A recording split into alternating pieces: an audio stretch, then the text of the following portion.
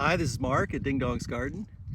This is Imperial Epineuse Plum. It's an earlier plum. It's freestone. I really like freestone plums because, like I mentioned before, you can easily put it in a dehydrator to preserve it, because you can just pop out the seed and then process this or just eat it without worrying about a pit. So they're very, very nice plums. Just as a point of comparison, it comes in maybe a week or two after Methley. For us here in the San Juan Islands, that's very late July and mostly early August.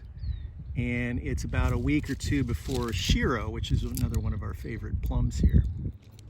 It does seem to ripen a little more gradually than some other fruit, like the Methley all came in at once pretty much, but this is some of these are much less ripe than the others. What we'll do is probably harvest some today and then let them ripen up and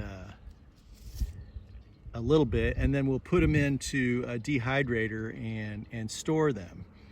I'm afraid if I leave them all out here until they're perfectly ripe, the critters will get the memo that it's dinner time and come out here, and next thing you know, they're all gone. This is our first year of plums on this tree. We planted it maybe two or 3 years ago, and they're great.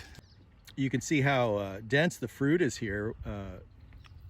It's not a large tree yet, but it's got a lot of fruit. This is Imperial Epineuse Plum, another early variety if you want early plums in your orchard. It's freestone, which makes it easy to preserve by dehydrating.